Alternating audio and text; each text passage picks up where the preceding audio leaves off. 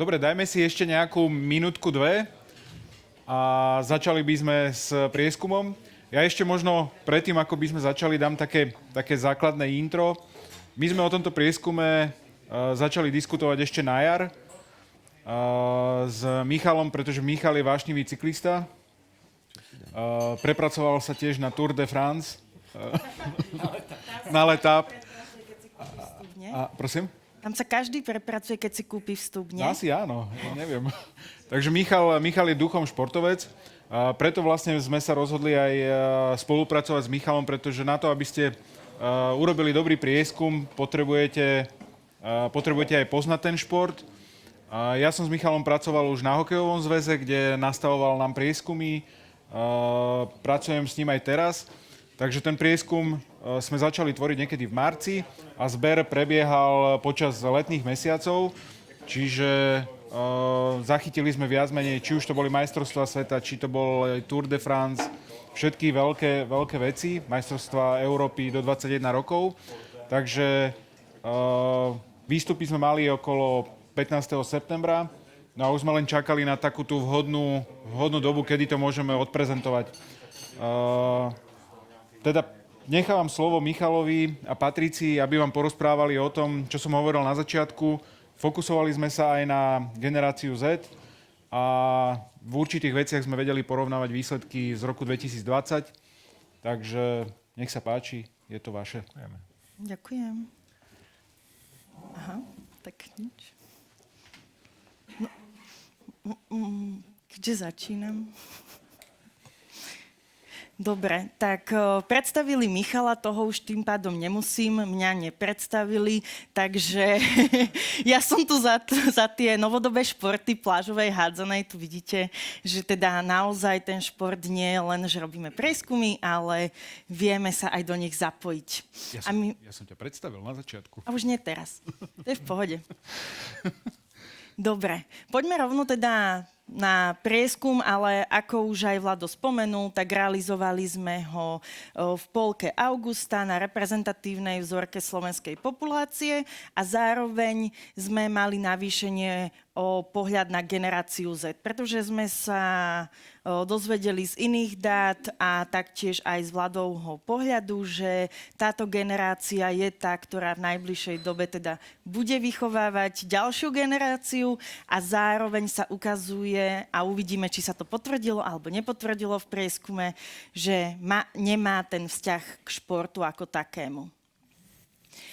To nám ukazujú aj základné čísla a už z toho headlineu môžete vidieť, že či teda športuje alebo nešportuje populácia Slovenska. Ono je to vždy uhol pohľadu, či si povieme, že tých 29% je veľa alebo málo, ale čo sa nám ukazuje, tak je to porovnanie, kedy pozeráme na tú aktívnu populáciu, ktorá športuje, je tých 53%. A to, čo spomínal aj Vlado, že máme ten pohľad za generáciu Z, ktorá je tam... Akurát zakrytá, áno.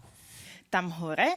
Ale na prvý pohľad nie je úplne zjavné. To sme aj my uvideli, že z takej prvotnej deskripcie, že by tam mal byť nejaký problém. Ale keď sme si to porovnávali aj s minulým rokom, tak ten pohľad na tú generáciu Z nie je až taký pekný. Ak si pozrieme, možno aj, je to tu síce trošku skryté, ale vlastne ten podiel tých nešportovcov je možno najnižší.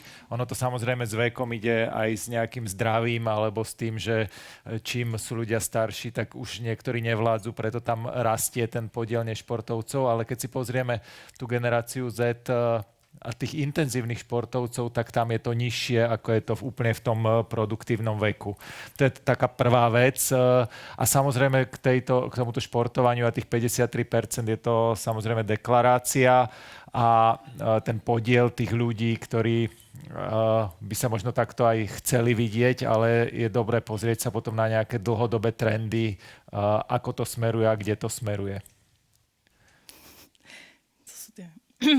A ako sme aj spomínali, tak áno, sledovali sme tieto otázky niektoré aj v roku 2020 a keď to už rozkliknem, tak aj na prvý pohľad vidíte, že tá tendencia športovať, respektíve nešportovať sa tu ukazuje a keď si to porovnáme, tak tam prišlo k tomu poklesu 4 percentuálnych bodov, kedy ľudia deklarujú, že teda menej často športujú. A čo sa tam najviac ukazuje, je to, že k tomu poklesu začína prichádzať už v tom pubertálnom veku a to je o tom, že rodičia na začiatku teda dajú to dieťa, ale ako dieťa samé rastie, má už aj svoje názory, tak tam je presne dôležité prísť ako rodič a zároveň aj ako tréneri k tej správnej motivácii, aby pokračovalo. To si ukážeme tiež za chvíľočku a toto si treba uvedomiť, je to pohľad na tú celú populáciu. Sú segmenty, ktorí ľudia, a teda keď sa pozrieme hlbšie do tých dát, či už je to o vzdelaní, mestskom prostredí, kde hlavne ten počet rekreačných športovcov rastie, čo sa ukazuje aj v tom záujme, dajme tomu o maratóny, o behy a podobne, ale toto je ten pohľad za tú celú populáciu a tú reprezentatívnu vzorku tej slovenskej populácie, čiže aj toho Jozefa Maka v Trebišove. Dobre. Ako už ste aj vy spomínali, aj každý z nás, ktorý vidím, že všetci máme telefóny v ruke, takže neprekvapí nikoho, že už na prvom mieste je sledovanie sociálnych sietí a ak sa pozrieme na populáciu, to je táto pekná oranžová, tak vidíte, že najviac posunuté je to práve k tomu sledovaniu sociálnych sietí alebo k takému pasívnemu tráveniu času. Čo znamená, že pre ten šport je to aj veľmi náročné, keďže je potrebné tam nejaký náš vklad ísť niekam a presvedčiť samého seba o tom športovaní. Môžeš? A tá generácia Z, keď si pozrieme, tak nejak výrazne sa nelíši. Tá populácia je možno trošičku menšia, ale vidíte, že sú tu činnosti, ktoré sú samozrejme u tých starších ľudí alebo u tej celkovej populácie viac zastúpené. Niektoré sú u tej generácie Z, kde to predbieha pri tom sledovaní sociálnych sietí, ale čiastočne aj pri tom aktívnom športovaní, ale ten rozdiel medzi v tom aktívnom športovaní tej generácie Z a populácie nie je nejako výrazný a tam si treba uvedomiť, že v tej populácii máme tých starších ľudí, ktorí nevládzu. Ale ono to tu odznelo a toto si treba uvedomiť tiež pri tom, že dneska ten šport, aktívny šport naozaj súperí s množstvom aktivít, vecí, ktoré tí ľudia majú k dispozícii a voči čomu vlastne aj to tu odznelo organizátori ale aj vlastne potom pritiahnuť fanúšikov, tak s týmto všetkým súperíme. No a tým, že sme sa pozerali na tú frekvenciu športovania, nielen z takého prvotného náhľadu, že športujú, nešportujú a len deklaratívne, ale zaujímalo nás, že keď už športujú, tak ktorým športom sa ľudia venujú, či už sa venujú rekreačne, alebo ho aspoň zo párkrát rekreačne vyskúšali a zároveň, či sú tam aj nejaké športy, ktoré robia výkonnostne, alebo sú nejaké športy, ktorým sa naozaj že nikto nevenuje. A z toho prvého pohľadu vidíte, že takými tými bežnými vecami, ktoré sú ľahko dostupné, je plávanie, fitness, cestná cyklistika. To je niečo také, čo v populácii je ešte stále v nás, že tomu sa venujeme. A ak sa pozrieme na generáciu Z, tak tam vidíte, že tiež sa do popredia dostávajú oproti populácii tie nové typy športov, ako je napríklad padel, alebo potom sú to aj plážové športy. Alebo aj to fitness, posilňovanie. A tuto možno len k tej cestnej cyklistike, to je akoby takéto bicyklovanie v tom širšom slova zmysle, že idem po ceste na bicykli, nie je to tá práva cestná cyklistika, ktorá je na tom let-up. Sú tam samozrejme takíto ľudia, ale to je skôr o tých výkonnostných. Ale potenciál tam je, pretože cestnú cyklistiku, tí, ktorí robia cestnú cyklistiku aspoň rekreačne, tak sa jej venujú v priemere okolo tých 60 až 120 20 minút pri tej jednej aktivite, čo je najviac zo všetkých týchto športov, ktoré tam boli.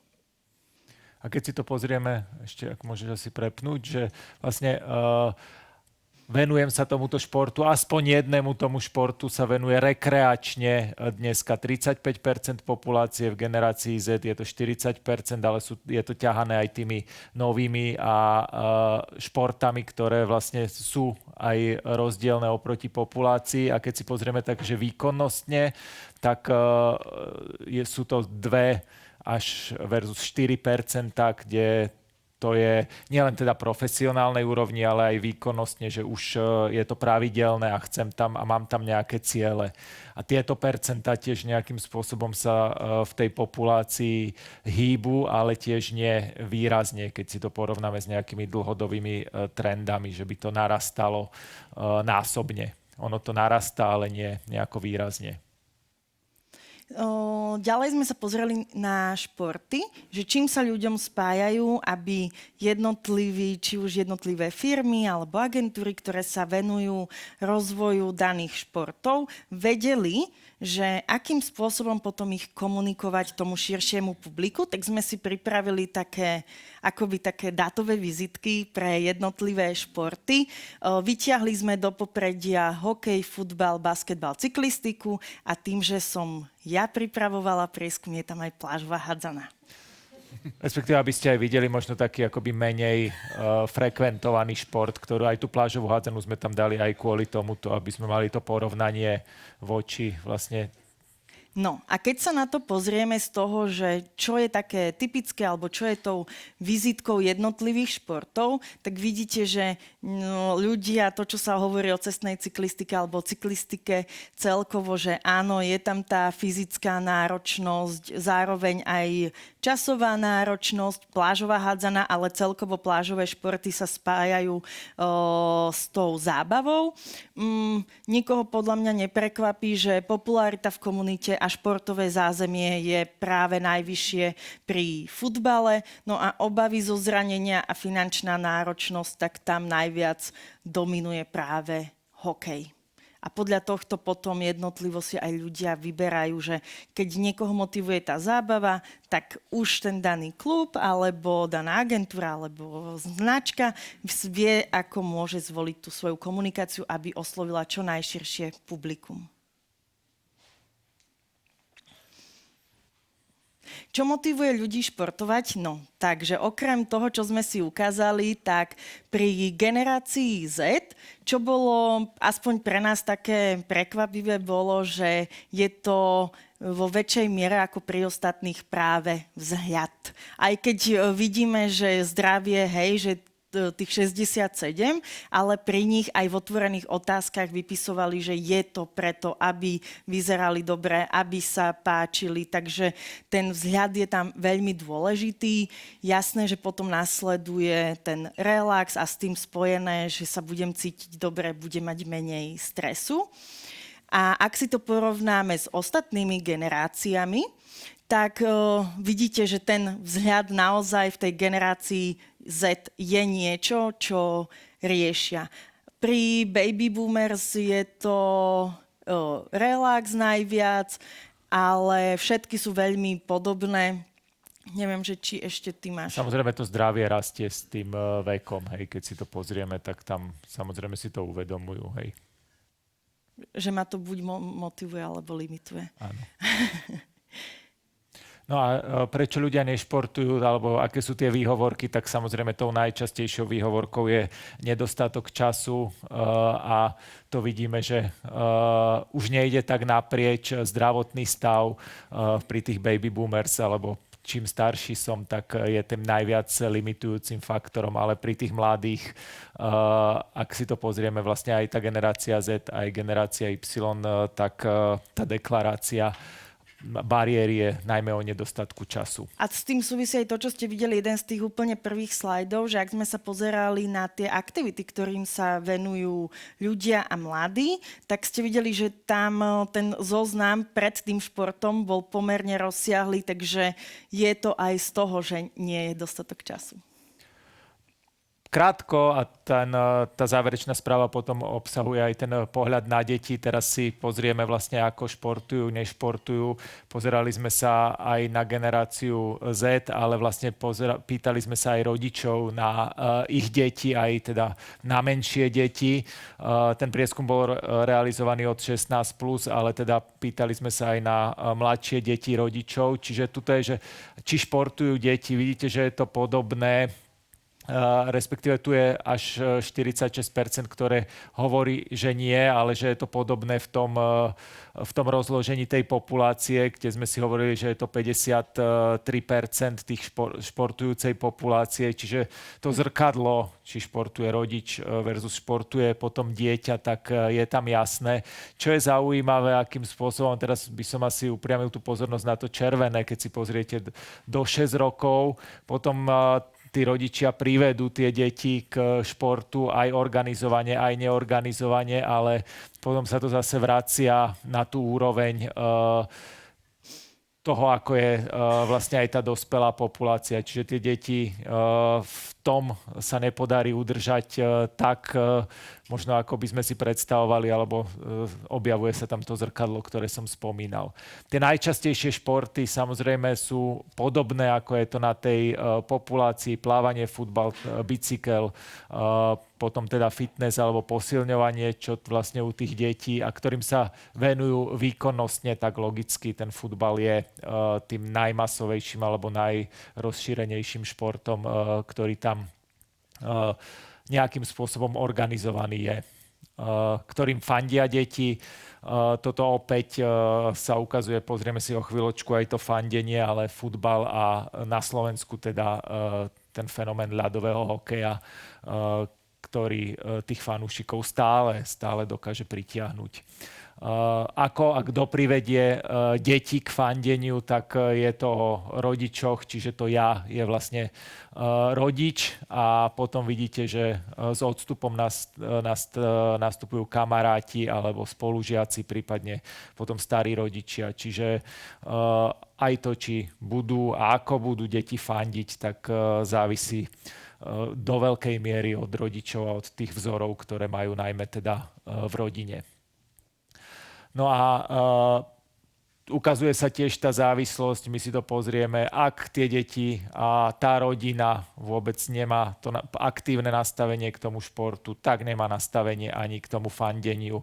Samozrejme sú výnimky, ale celkovo možno povedať, keď deti nešportujú, tak nemáme šancu ich ani nejakým spôsobom ťahať k tomu fandeniu, keď nešportujú, teda aspoň nejako rekreačne. No a potom teda je dôležité čo najviac tých detí udržiavať pri tom, keď začnú športovať, aby to potom 15. alebo 13. 15. roku neklesalo, ako sme to videli v tých výsledkoch. No a čo sú vlastne tie dôležité atribúty? Tu vidíte, že je to tie atribúty, ktoré sme sa pýtali, tak vidíte, že väčšina z nich je o tom modrom, čiže sú dôležité preto, aby som si vybral ten šport pre dieťa. Či to prinesie, sú tam nejaké obavy, ale sú tam potom aj tie prínosy. Tá zábava, ktorá s tým je spojená, tak je podstatná, dá sa využiť tiež ako nejaký motivátor potom pre tie deti, akým spôsobom sú a potom aj ostanú pri tom športe. Tuto je vlastne, s akými sa spájajú tými atribútmi potom športy, ktoré sú vyberané pre deti. Je to mierne iné ako v tom celkovom pohľade, ale vidíte, že napríklad to lyžovanie je dnes vnímané ako šport, kde sú vlastne obavy jednak aj z náročnosti, ale aj potom z rôznych zranení, ktoré tam sú. Podobne je na tom aj ten hokej, ktorý je tiež vnímaný ako šport pre dieťa, ktorý je finančne, časovo náročný a ktorý môže priniesť zranenia.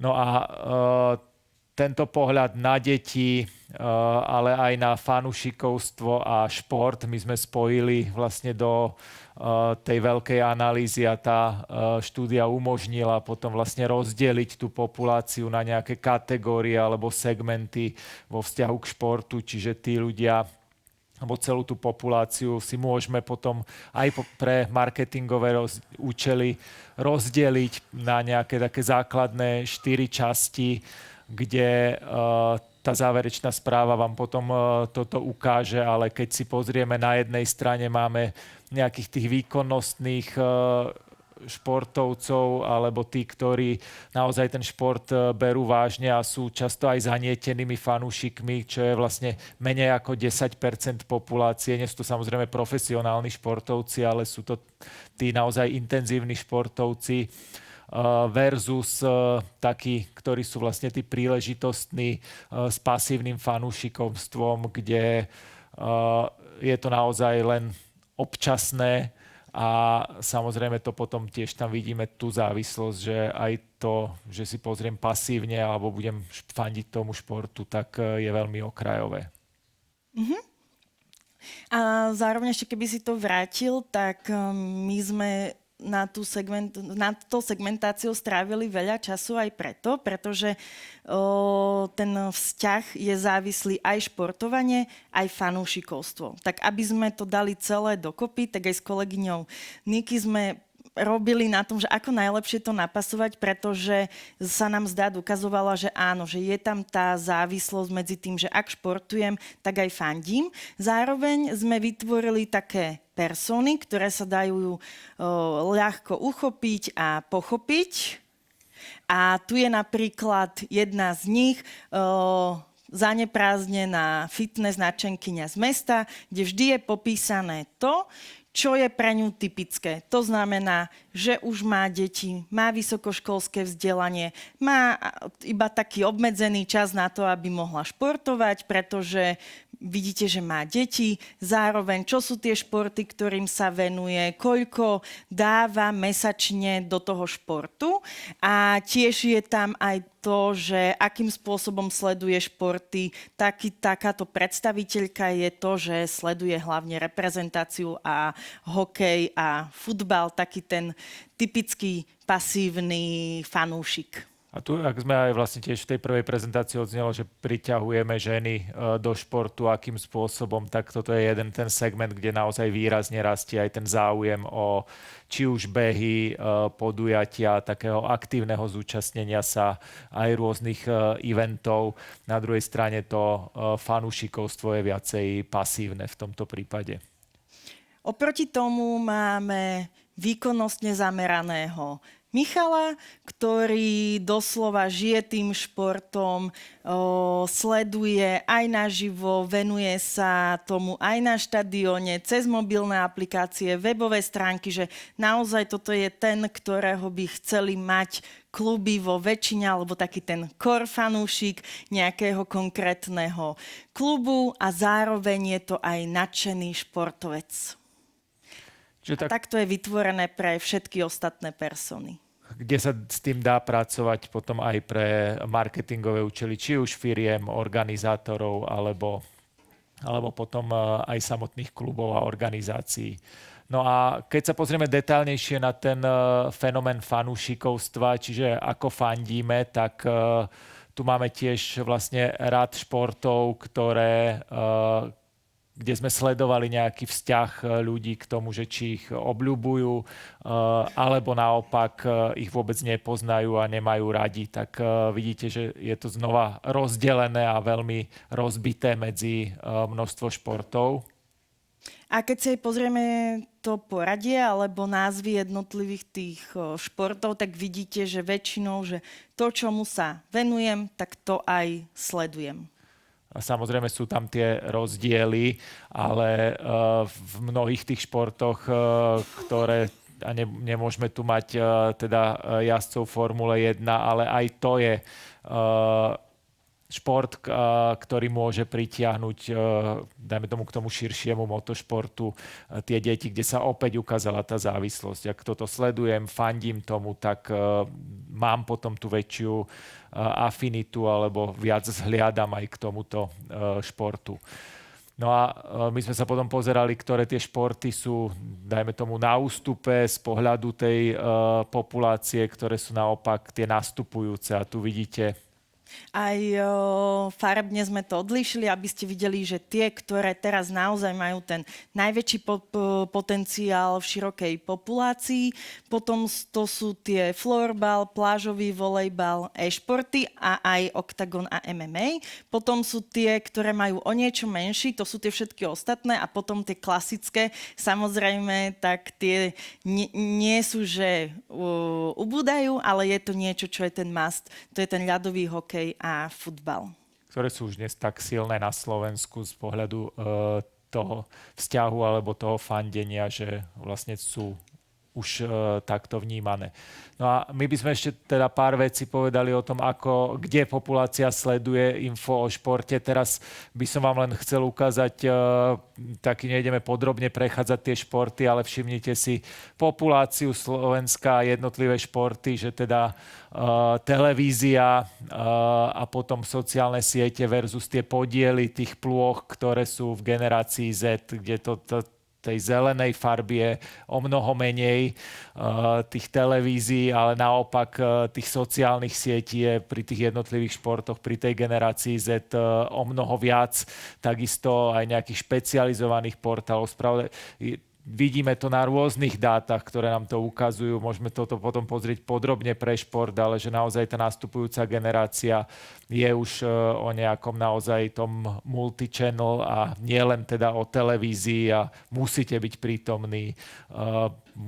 prítomní vlastne všade.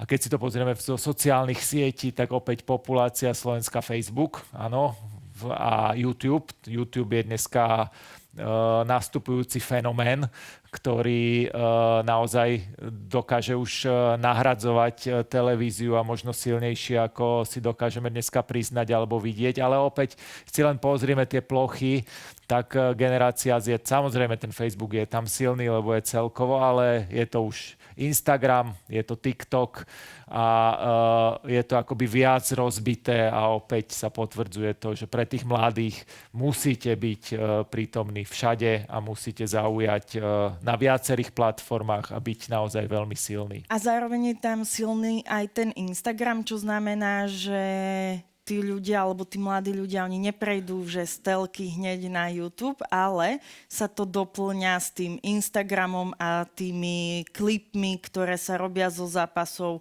a rôznymi akoby takými zábermi, ktoré chcú vidieť, že aj z kuchyne, že oni sú viac náročnejší a viac je toto multikanálové. No a akým klubom fandia, alebo že čomu ľudia dneska najviac fandia? Samozrejme je to veľmi rôzne u tých jednotlivých segmentoch. Toto je zase pohľad za populáciu, ale slovenská reprezentácia to je vlastne to najmasovejšie, kde vieme pritiahnuť a potom tu mám nejaký obľúbený slovenský alebo zahraničný klub. Opäť podľa veku, podľa segmentov je to rôzne. Toto je len teda taká krátka ukážka a aká je tá frekvencia návštevy, alebo keď by sme si mali pozrieť, koľky ľudia z populácie vôbec nejako uvažujú alebo chcú navštevovať športové zápasy. Hovoríme o tretine populácie, ktorá to robí aspoň jedenkrát za rok, ale keď si pozrieme potom tých akoby core fanúšikov, ktorí to robia každý víkend, sme na 2-3% alebo takmer 3% populácie a potom 2-3 krát mesačne ďalšie 4%, čiže tam je to naozaj minimum. Opäť to sa líši sa to cez jednotlivé kraje a cez muži, ženy. Logicky muži teda sú častejšími návštevníkmi futbalových alebo hokejových zápasov. Tie ostatné športy sú samozrejme menej zastúpené. Tuto to vidíme, že najviac logicky futbal dneska máme v každej dedine. Hokej nie, ale teda je to z hľadiska tej popularity ten druhý šport. Opäť si to môžeme pozrieť potom cez tie jednotlivé generácie. Ako som spomínala, tak pozerali sme sa aj na ten fenomén fanúšikovstva a preto sme vytvorili aj index miery zapojenia fanúšikov, kde sme na to nešli len cez jednoduché deklarácie, ale vytvorili sme takýto vlastný index na základe 5 otázok, na základe toho, či sledujú šport, v frekvenciu sledovania daného športu, emocionálne prepojenie s klubom, zároveň subjektívne hodnotenie angažovanosti a aktívne zapájanie do diania. A na základe toho sme vytvorili index od tej 0 až do 100. Môže nadobúdať hodnoty, ale to maximum, ktoré sa nám ukázalo, tak vidíte, že je 43. A keď to prepneš, tak uvidíme, aké je to skóre zapojenia fanúšikov na Slovensku. Už na základe farby, dáš mi to prosím ešte späť? Na základe farby vidíte, že to priemerné je teda oranžové a ak sme sa tu stále bavili o tom, že generácia Z už nie je až tak zvyknutá ako my predtým chodiť alebo fandiť, tak vidíte, že ak to porovnáme s tými baby boomermi, ale aj s ostatnými ďalšími, tak je to výrazné. Ono to mierne stúpne. Keď sa pozrieme na tých, ktorí práve už zažili ten zážitok na tom zápase, vedia, do čoho idú. Takže preto sme pozreli na tých, ktorí aspoň jedenkrát za rok chodia, lebo už vedia, o čom to je, o to fandenie. A tiež vidíte, že sa potom dostávame už do tých zanietených, ale tu sa nám ešte viacej ukázal ten rozdiel medzi generáciou Z a tými ďalšími, že naozaj tomu fandeniu až tak neprepadli. No a my sme pozerali, toto je len nejaký schematické naznačenie, ale keď sa pozrieme hlbšie do tých dát, tak je tam jednoznačná závislosť s tým, že keď športujem, čiže venujem sa tomu športu, viacerým športom častejšie, tak zároveň som aj väčším fanúšikom. Čiže veľa športujem, veľa fandím, je tam tá korelácia. Naopak, keď sú tam potom tie segmenty, kde tie korelácie sú teda nižšie. Keď nešportujem, tak častejšie ani nefandím. Ak si pozrieme, že čo by nás motivovalo na návštevu športového podujatia, tak samozrejme tie deklarácie, ktoré tam sú, ale vidíte, že aj pri tej generácii Z tá atmosféra naživo a ten zážitok, ktorý tu bol tiež spomínaný, tak je a ono to ide naprieč potom tými generáciami, ale samozrejme tí ktorí majú tie deti a hlavne majú tie malé deti, tak my sme tu spomínali prítomnosť maskota. To sú presne tí rodičia, ktorí tam dotiahnu tie deti a kde ten maskot vie napríklad fungovať na to, aby sa potom budoval ten vzťah tých detí s tým klubom alebo s reprezentáciou a podobne. Čiže tá atmosféra, ten zážitok je tam úplne evidentný. Čo je ešte také priateľné alebo zaujímavé je aj to, že tá kvalita zápasu, že nejde len o vyhrávanie. Takže musí to byť napínavé, to tam sa ukázalo. A plus, akože opäť pri tej generácii Z vidíte, že je tam množstvo tých vecí, ktoré sa prekrývajú, ktoré tí ľudia využívajú. Opäť to tu padlo aj pri tej debate tých teplíc, že naozaj nie je to len o tom zápase, o tom zážitku, ale je to aj známy hráč, sprievodné aktivity a všetky tie ďalšie veci, ktoré vlastne s tým súvisia. No, na záver len krátkosti ešte by sme teda ukázali spontánne uvádzané značky a pohľad na sponzoring zase za populáciu, za Slovensko, dá sa to rozbiť. Dneska tí najznámejší top spoločnosti, ktoré na Slovensku sponzorujú šport, tak je to Kaufland, Orange, Nike, potom je tu Lidl, Typos, Škoda, potom už je tam nejakým spôsobom ten gap, ktorý je pod 10% tej populácie. Zaujímavý pohľad a teda aj tiež možno z toho marketingového pohľadu. Keď si pozrieme slovenských športovcov, ktorých nás napadnú alebo ktorú tú populáciu napadnú a znalosť tých slovenských športovcov, tak na tých prvých 3 takmer 5 miestach alebo 6, keď teda zoberieme preč Slávkovského, tak sú dneska neaktívni športovci. Čiže toto je tiež vlastne obraz toho, čo majú v tej populácii ľudia dneska zažité a akým spôsobom vôbec vnímajú dneska slovenských športovcov a slovenský šport ľudia. No a podpora športu ľudia vnímajú pozitívne. Opäť to tu odznelo, ale toto je vec, že vnímajú pozitívne tie firmy, keď podporujú šport a keď sú partnerom nejakého podujatia, je tam naozaj minimum tých ľudí, ktorí by to nejakým spôsobom vadilo.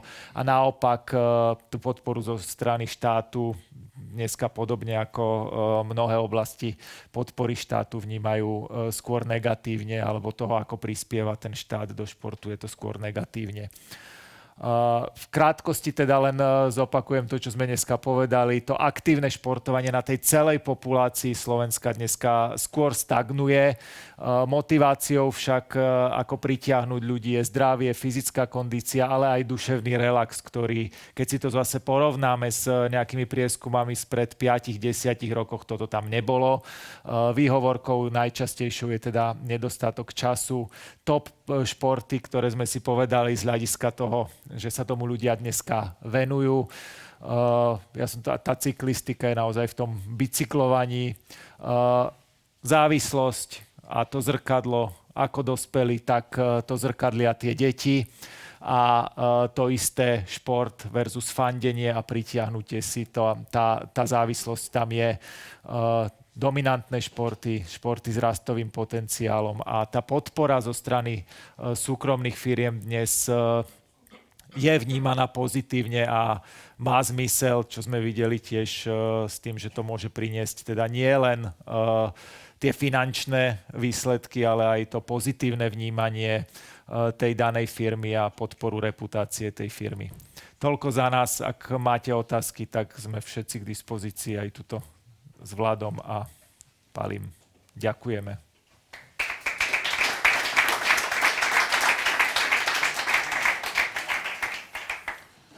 Dobre, však si sadnime. Bolo tam 1200 ľudí, reprezentatívna vzorka 1000, populácia a 200, tak navýšenie od tých mladých ešte, aby sme si vedeli na nich pozrieť, o tú generáciu Z. Áno, reprezentatívne, že tak ako sa robia prieskumy ostatné veľké.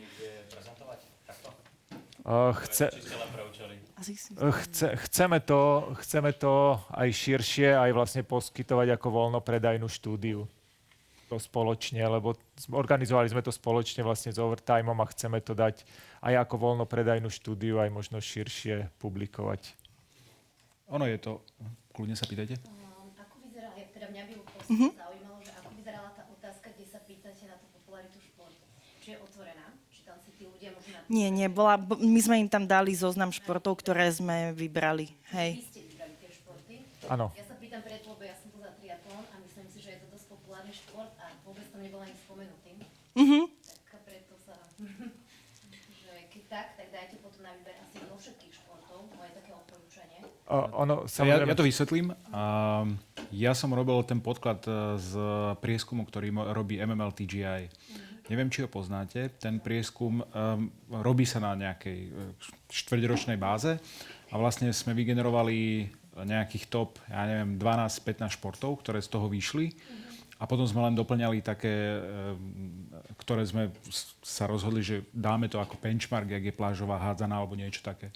Jasné, my ho budeme akože s tým pokračovať, čiže tam ho vieme ho zaradiť, ale myslím, že aj ten triatlon je v tom MML TGI, aby ste sa na to pozreli a videli tú trendovosť. Takže preto tam nie je ten triatlon, lebo sa nám neukázal v tej top nejakej 13, lebo keby sme dali otvorenú otázku na športy a potom s tým pokračovali, tak ten dotazník by bol strašne brutálny. My sme sa to akože snažili, lebo samozrejme dneska aj tá populácia vníma, dajme tomu, že turistiku alebo prechádzku, hej, že to je tiež šport. Tam je otázka akože zase tej miery toho, že niektoré sme tam zámerne že vynechali, ale museli sme sa rozhodnúť na nejaký set toho. Hej. Ale ono dá sa to buď dohľadať, alebo potom aj dlhodobejšie sledovať, ak by bol záujem, tak to... Hej.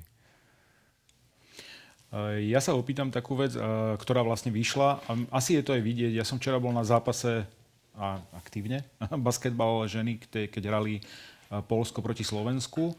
A bola tam veľmi zaujímavá vec na jednej strane, že poľský tím prišiel s 6 ľuďmi, ktorí robili content z toho zápasu. Boli to 3 ľudia, ktorí boli za počítačmi a 3 ľudia, ktorí behali s foťakmi, telefónmi a tak ďalej. Čiže tam vlastne vidno to, čo sa tu aj potvrdilo, že chcete zasiahnuť mladú generáciu, potrebujete content na sociálne siete, jasné, televízia si odohrá svoje, ale platí to, že potrebujete highlighty, potrebujete krátke stories a ja tým, že robíme so športom, vieme, a však aj Pali to vie, že úplne iný segment je na Facebooku, iný segment je na Instagrame a iný segment je na TikToku. A myslím si, že viacerí asi to aj potvrdia, že nemôže robiť človek, čo robí TikTok, obsah aj pre Facebook, lebo to je úplne niečo iné. Takže... Ešte čo tam vnímam je to, že tá asociácia to preberá na seba, že ona sa správa ako to médium, ako tá reklamná agentúra. Že to vlastne nemajú to už tie médiá štandardné na prvú, že tá asociácia si to spraví sama v podstate a potom to predáva ako celý ten produkt. Takže skutočne sa nám to celé posúva. Takže ten prieskum je perfektný, lebo vlastne je to tretí overtime a tých príbehov alebo inšpirácií je tu akoby strašne veľa.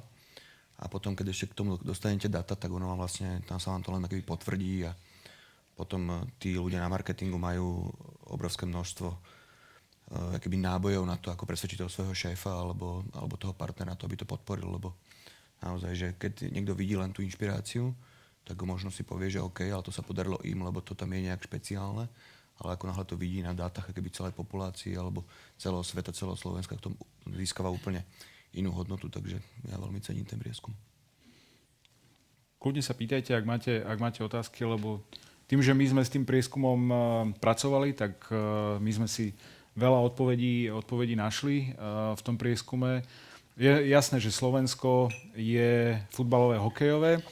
To, čo hovoril aj Michal, a zarazilo nás to, že my v tom zozname najznámejších športovcov máme 80, ak nie 90% športovcov, ktorí sú už starí. Čiže my nemáme nové vzory, ktoré potrebujeme budovať. Je tu Slavkovský, dobre, je tu Vlhová, o ktorej uvidíme, že čo sa z nej vykluje, ale my ich potrebujeme budovať a na to potrebujeme marketing. Ten marketing je, ako to tu bolo aj povedané, ten človek, športovec musí vedieť robiť so sociálnymi sieťami. Preto my už teraz, takto niektoré športové zväzy už majú aj školenie, tak ako to tu u nás na basketbale robí Lukáš, že každá reprezentácia 15, 17, 19 má školenie aj o sociálnych sieťach. Lebo nájdete tam strašné nuancy, že, a myslím, že sme to riešili aj na futbale, že nejaký futbalista a spravuje mu konto z frajerka. Hej. Stane sa, že sa s ňou rozídete, čo aj frajerka vás má v hrsti a môže s vami porobiť strašné veci. Hej, čiže, a práve tam učíte vlastne aj tých športovcov, že nie je to len o tej zmluve na šport, ale musíš si budovať aj ten život po tom športe a môžeš mať takú istú sumu za šport aj za reklamné plnenia, lebo máš nejaký počet followerov, nasledovateľov, čohokoľvek. Táto tvorba obsahu okolo športu všeobecne je aký obrovský problém, že ja sa bavím s ľuďmi z Čech a tam sú mediálky, ktoré už vyložene vyhľadávajú tieto spolupráce a firmy aj mediálky akýby sú už veľmi ochotné investovať do športu, len sa stretávajú s tým, že ten šport to není schopný dodať. Že on není schopný im doručiť akýby ten výtlak mediálny, lebo tam ten tým je o tom jednom Martinovi Kovaržíkovi a není to o tom akýby širšom týme. Takže my sme ešte o krok pozadu od tých Čechov, že my tu podľa mňa ten trh ešte vôbec nemáme, že my tam tie šance akýby až tak nevidíme, ale Češi ich vidia, ale napriek tomu sa ešte boria akýby s tým delivery toho príbehu a tej emócie, ktorú ten šport tej značke dáva. Takže, ale naozaj, že myslím si, že tie konferencie, ktoré tu robíme a snažíme sa tieto témy otvárať, myslím, že to aj pomáha. Ja vidím za posledné 3 roky, čo sa tomu nejak venujem, tak obrovské množstvo dobrých príkladov, ktoré tu na Slovensku vznikajú. Či sú to teda Patrioti Lavice, či to sú BC Prievidza, či to je tá futbalová liga, ktorej rastie návštevnosť. Hokej určite, Vlci Žilina išli z prvej ligy, dneska sú na prvých priečkách a výjazdy robia také, že Trenčíne, čo je bašta slovenského hokeja, nepočujete kričať Trenčín, ale kričia tam Žilinu, takže je to, myslím si, že beh na dlhú trať, ale uvidíme, sme schopní to určite nejak dobehnúť, ale chce to určite podporu, aj keď my tu nechceme sa baviť o tom štáte, ale ten štát tu musí proste nám zlepšiť infraštruktúru, lebo keď budeme mať tie štadióny také staré, aké ich máme a také škaredé, aké ich máme, tak my tam tých ľudí nebudeme vedieť prilákať a nebudeme vedieť robiť tú show a tie veci, takže teraz že sú všelijaké výzvy a tie výzvy sú častokrát len nejaké také, ktoré šetria energie a zateplenia a rôzne akoby veci tohto typu infraštruktúry, ale podľa mňa by mal vzniknúť aj nejaký akoby fond alebo nejaké peniaze, ktoré by mali vyložene priniesť investície, ktoré z tých štadiónov spravia akoby také tie venues, ktoré sú super na ten entertainment a to dá potom tým klubom vlastne tú silu alebo tú možnosť si tie peniaze zarobiť komerčne a dostať ich do toho hokeja. Takže to je len za mňa. David, máš otázku? Ja som sa chcel spýtať, je to zrovna asi tá téma, do ktorej úplne nechceme ísť do hĺbky, ale ja sa v poslednom čase začínam stretávať aj z toho marketingu smerom nižšie k mládeži. Aj výrazne tým, že som viac v kontakte s rodičmi z nejakých rôznych dôvodov a vidím, že zaujímavé, že či vy máte, alebo či niekto tu má nejaký príklad toho, že ako tieto dáta vieme napríklad toho tej nižšej aktivite, o tom športovaní detí, ako vieme proste tlačiť na tie samosprávy, aby napriek tomu, lebo aj my sa stretávame v Žiline s tým, že presne štadión, to je náš momentálne najväčší brzdič všetkého, ale súvisí to s tou mládežou. Zázemie, priestory, motivácia vôbec, vybudovať v nich tú hrdosť, to celé, lebo na konci dňa chceme ich podporiť v tom športe, že či máte tú skúsenosť, ako tieto dáta pekne predať a pretlačiť, alebo dostať do tých samospráv, do tých jednotlivých ľudí, či nejako koncepčne, alebo je to len fakt, že také hoď a chyť a vieš, čo myslím, že... Akože ja osobne nemám, ale toto sú presne také tie prvé lastovičky. A aj teraz Roman Krajňák dával na LinkedIne presne tie veci, ktoré prezentovala aj ČSOBčka, že aj ten ekonomický prínos toho športu sa u nás reportuje v nejakých jednotkách percent a vôbec akoby nejde do toho širšieho kontextu. A to je akoby len na nás, čo sme tu, že viacej o tom písať, proste viacej to dostávať do povedomia. Aj tu sú redaktori zo športových denníkov a aj ten ich content by nemal byť iba o tom, že do ako kedy hral, ale možno tieto akoby širšie súvislosti, marketing a príbehy a tak ďalej. Takže toto je len to, že čo my musíme robiť, áno, ale asi to možno nejak úplne... Ja možno poviem príklad, lebo spolupracujem aj s BC Prievidza a tam sa vybudovala akadémia. To znamená, má to normálne celú pyramídu od základnej, strednú školu až po mužov, teraz otvorili ženy. A presne ten istý problém bol, že deti nešportovali menej. Tak spolu s manšaftom, s Matúšom Kvasom sa vytvoril projekt Hodíš sa na basket, a vytvoril veľmi pekný koncept, kde ide sa do škôl, musia to samozrejme urobiť tréneri a bol to odpadkový kôš, ktorý bol z papiera, urobila sa doska, urobila sa taká nálepka, kde bola čiara a kontakt na trénera. A deti si tam hádzali papierovými alebo čímkoľvek, proste odpadkový kôš. A zvýšil sa týmto pádom o neviem, či nie 300% nábor detí a potom to už bolo len o tom, že to udržať. Čiže dá sa s tým robiť, len netreba čakať na tie deti, ale treba ísť do škôl, lebo tie deti sú v školách, tie telesné vyzerajú katastrofálne na niektorých školách, takže to isté musí aj ten klub urobiť, ísť do komunít, zase poviem tú Prievidzu, chodia na telesné výchovy, pomáhať telocvikárom, chodia na tým, že ten basketbal je, že Američania, Španieli a tak ďalej, tak gymnázium má hodinu angličtiny, tak príde tam tréner a tak ďalej. Čiže musí to žiť, ten športový klub musí žiť komunitne a musí tie deti potom ťahať a vytvárať rôzne projekty, ktoré idú von z tej bubliny športovej. Lebo vy potrebujete loviť v tých rybníkoch, kde nie sú športoví. Lebo vidíte, že 50% ľudí je nešportových. 9% bol fanúšik a áno. 91 vlastne. Čiže treba vytvárať projekty, ktoré idú mimo tú športovú bublinu. Môžete jasne, akože my z hodou okolností máme teraz trošku šťastie, že máme úplne že extrémny náraz detí a ukazuje to presne celá tá práca, to je 6-ročná práca teraz. Ja skôr to tam smerujem, že ako tie dáta boli super a teraz, že ako to skôr toto dať do tých samospráv alebo takto, aby viac sa investovalo do toho celého, do všetkých možných z každej strany. Chceme okolo toho vyvolať nejaké PR, aj robiť a rozprávať vlastne o tých dátach. No. a to spoločne asi budeme.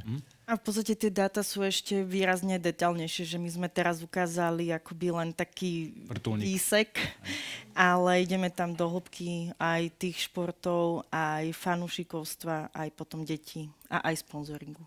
Ja môžem povedať z praktického hľadiska, že ja som bol s Romanom Kráňakom, čo má to Pacey, a mnohí ho poznáte, tak my sme boli už asi 4 alebo 5 mesiacov dozadu na pôde, to je, jak sa to volá, to je, že celoslovenský zväz zamestnávateľov. To sú proste tí, ktorí združujú zamestnávateľov v rámci celého Slovenska a tam sa presne už riešila téma taká, že akože v oblasti športu už dneska robí nie zanedbateľná časť ľudí, čiže jednak, že čo aj toto týmto smerom prináša. Moja osobná prosba asi na všetkých z vás, ja nepoznám úplne pozadie každého z vás, že skade ste, jak ste, ale proste, akože keď agentúra dá tieto informácie k dispozícii, akože určite o tom hovorte. Tako je čakať, že teraz sa stane nejaký veľký tresk a zrazu všetko sa zmení.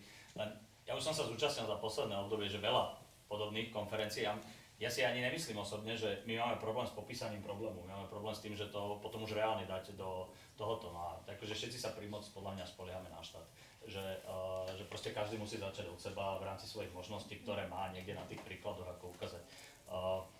Mňa z tej praktickej skúsenosti, lebo akože mne sa ťažko hovorí o nešportovaní, lebo ja som obklopený ľuďmi, ktorí športujú, čiže ja už aj deti mám, aj všetci okolo nás športujú, tým, že sme na tých akciách.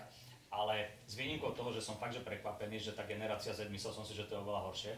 Mám doma 17-ročného syna, čiže mám presne cieľovku a mám 7-ročnú dceru, tak tá je presne ešte v takej tej spodnej časti, ale mám presne toho 17-ročného. Tak myslel som si, že to je oveľa horšie, že ten prieskum akože není až tak úplne negativistický, jak by to mohlo vyzerať, ale presne ukazuje ten preklon na tie sociálne siete, na nielen, že ten šport, ale hlavne ten zážitok okolo toho. Chcem byť, nechcem to úplne prosto povedať, chcem byť hlavne pekný, nemusí byť až tak trošku spotený.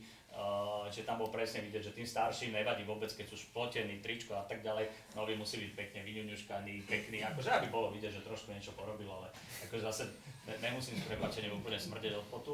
Čiže akože tie čísla, a musím povedať, že to reálne úplne že zodpovedalo tomu, čo my na tých eventoch reálne vidíme. Aj ten totálny prepad detí, že my máme že kategórie, máme 1500 detí na maratóne, na detských pretekoch pravidelne už 5-6 rokov.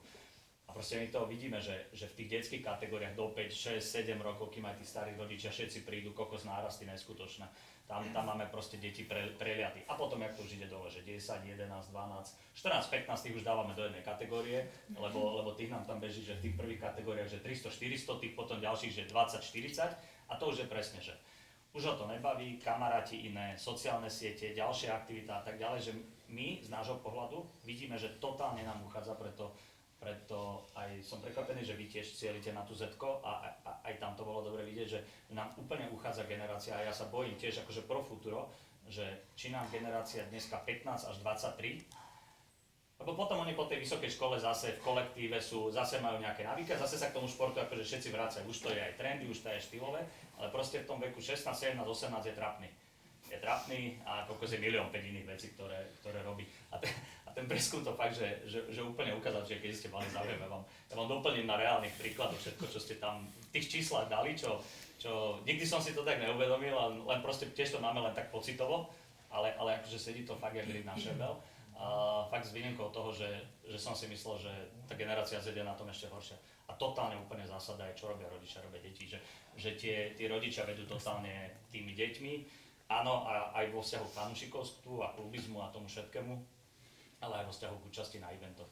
Že minimálne sa stane, že ten rodič nešportuje a zrazu sa nám to dieťa zjaví niekde na akcii. Stane sa to, keď je tam presne ten faktor toho, čo ste tam tiež mali, že nejaký sused alebo že niekto z okolia mi ho zoberie, že poď zoberiem aj toho tvojho, že však viem, že tvoji rodičia sú umelci obrazne, alebo ich to nezajíma, že zoberiem aj toho tvojho a tak. Čiže tí rodičia idú totálnym príkladom všetkého. Janka, nech sa páči. Ja by som ešte sa vrátila k tomu marketingu tých športovcov. Ja sa teda na tom triatlone snažím, aby to povedomie toho triatlonu nejako rastlo a snažím sa pracovať aj s tými športovcami. Ale u nás je problém to, že tí športovci, jednotlivci si nechcú vytvárať to svoje PR ako keby, lebo keď im poviem, že dbajte na to, aby ten váš Instagram nejako vyzeral, prepájajte to s tým triatlonovým účtom, oni mi akože jediné povedia, že nemáme na to čas, nemáme na to kapacitu, že možno mňa by viac zaujímalo urobiť také niečo z môjho pohľadu pre tých športovcov. Že že zamerať sa na tých športovcov, robiť pre nich školenie a povedať im, prečo to je pre nich dôležité, lebo ja keď im to budem hovoriť ako osoba, tak to je pre nich akože podľa mňa úplne irelevantné, ale také, že vy im spravíte školenie, kde ich my dotlačíme, že je to tu a ja chápem, že každý by to mal vedieť, ale oni tí športovci sú zameraní na výkon a idú si za tým svojím cieľom. Možno tá mediálna stránka ich nejako... Ono je to, myslím, že to robí aj Olympijský výbor, robil také školenia, aj my sme to zaviedli na basketbale, že sme si zavolali všetky kluby a urobili sme im doobedné školenie. Kluby, alebo už priamo cieľené na tých športovcov? Kluby a kluby to musia delegovať ďalej, hej, lebo to je... Vládko, ja by som doplnil, my sme naozaj všetkých reprezentantov vlastne To tento rok je iná vec. spolili jednak betting a jednak antidoping, ktoré máme zo zákona o športe nejakým spôsobom povinne dané, ale priparili sme k tomu aj sociálne siete, čiže jednak to, že si kadejako posielajú a potom kadejako musíme riešiť a jednak, aby vôbec aj chápali, že nie je to len na to, aby som si teraz toto pozeral 3 hodiny TikTokové videá, ale že má to potenciál budovať značku, lebo za nami chodia partneri, však máme partnera The Streets a povedia, že vyberte nám 10 basketbalistov, ktorí majú aspoň 5000, chceme im dať tenisky.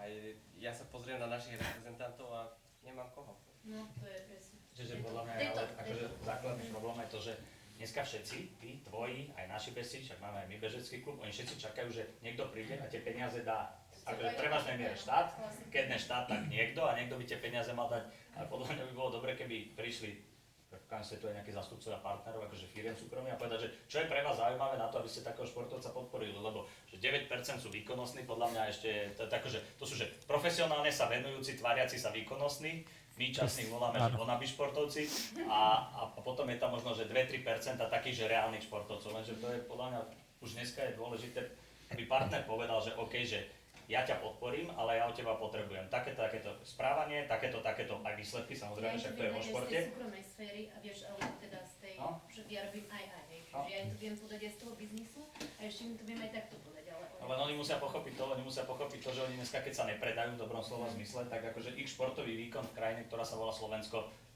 pri všetkej úcte k všetkému nič nepredá. Alebo musíte byť, že Bohová a Sagan a tak ďalej. Tí sú dvaja. Posledná otázka, Goraz. Ja to len som doplňal v takom poloprofesionálnom kontexte, že my v Nitre hrali americký futbal, tak pár rokov dozadu sme hrali pre 170 ľuďmi, hej. A teraz hrajeme pre 1000 ľuďmi na zápas a tí hráči teraz uvidia, že sú tam aj nejaké peniaze a niečo, už sú odmeny, bonusy, neviem čo, hento tamto, hej. Ale proste neukážu sa presne na tých komunitných akciách, neukážu sa na veciach, lebo oni proste chcú hrať futbal, hej, ale proste tiež musíme vysvetľať, že dobré, ale môžeme sa vrátiť pre 170 ľudí, hej, lebo proste vy hráte ten istý futbal, ako ste hrali predtým, ako ten marketing to predával. Takže toto je to delivery, čo som vlastne spomínal pred tými 15 minútami, že to tu akoby nemáme, že my vieme, že by sme sa to malo robiť, ale keď dojde k exekúcii toho, aby sa to robilo, tak ono to není sranda, áno, že to je ťažká robota, áno, že vydodať to, aby to malo nejaký zmysel, aby to bolo napasované na toho partnera, aby to bolo distribuované kvalitne, takže to je na celú konferenciu bez debaty, ale my už proste bohužiaľ musíme končiť. Už mi ukazujú hodinky, takže... Dobre. Tak toto je asi všetko za nás. Sme radi, že ste nás prišli pozrieť. Ja by som chcel poďakovať denníku Športdeska, potom pánovi Pulmanovi z Interaction Up a všetkým účinkujúcim, či je to Miško Patricia, ktorú už som teraz spomenul, bratom Pukalovičovcom a Martinovi Kovažikovi. A ešte nášmu ticketingovému partnerovi Enigu. Áno, pánovi Čapovi, ktorý tu je, že nám to umožnil a keď budete potrebovať ďalšie informácie, tak Michal s Patriciou sú tu, alebo kolegovia ešte sú vám k dispozícii prípadne. Môžete použiť niektoré veci z toho prieskumu?